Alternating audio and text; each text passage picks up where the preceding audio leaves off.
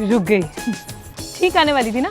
अगर मैं छींक पड़ती तो आपको मेरे छींकने का स्टाइल पता चल जाता। अच्छा ये नहीं पता चला। पर छींकने के बहुत सारे स्टाइल्स होते हैं, ये तो आप जानते ही हैं। कभी कभार धीरे से आ जाती है ऐसे छू, और कभी आ छू, और फिर इतनी एम्बैरेसमेंट होती है कि आसपास के लोगों को सॉरी सॉरी ऐसे कहना पड़ जाता है ना। पर मुद्दे की बात ये है कि जब छींक आए तो उसे रोका ना जाए।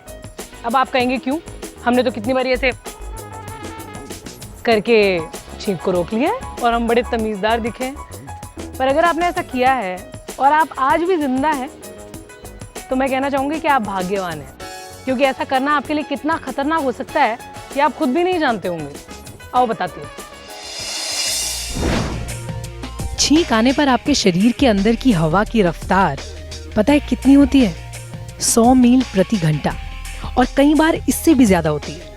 अब सोचिए कि इतनी तेज रफ्तार को आप रोकने की कोशिश करके कितनी भारी गलती करते हैं। सर्दी खांसी होना बहुत आम चीज है। मौसम बदला नहीं कि नाक पनीली महसूस होने लगती है, फिर छींकते छींकते जान आफत में आ जाती है। सबके साथ यही होता है। कई बार आप जब लोगों के बीच होते हैं तो नाक दबाकर, मुंह दबाकर छींक को रोक लेते हैं। ज्यादा तमीजदार बनने की कोशिश करते हैं ना। अगर आपको भी ऐसा करने की आदत है तो मैं बता दूं, इसे छोड़ दीजिए। कहीं आपके साथ भी वैसा ना हो जाए जैसा एक 34 साल के आदमी के साथ हुआ। उसे छींक आ रही थी, इसे रोकने के लिए उसने नाक पकड़ी, मुंह बंद किया और छींक को रोक लिया। छींक को बाहर निकलने की जगह ही नहीं मिली। इससे गले के पीछे और जोर पड़ा और वहां छेद हो गया।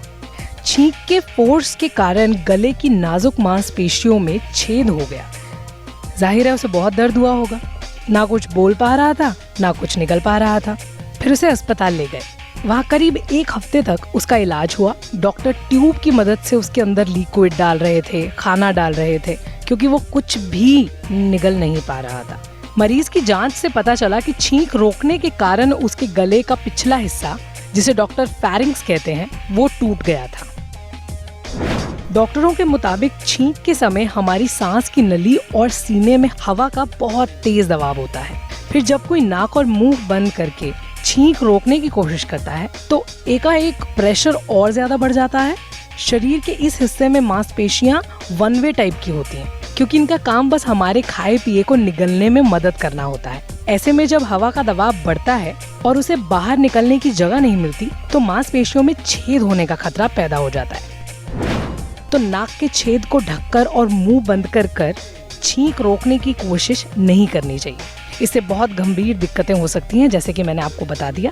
फेफड़ों के पास की जगह में हवा फंस सकती है, यहाँ तक कि दिमाग में खून ले जाने वाली नसें भी फट सकती हैं।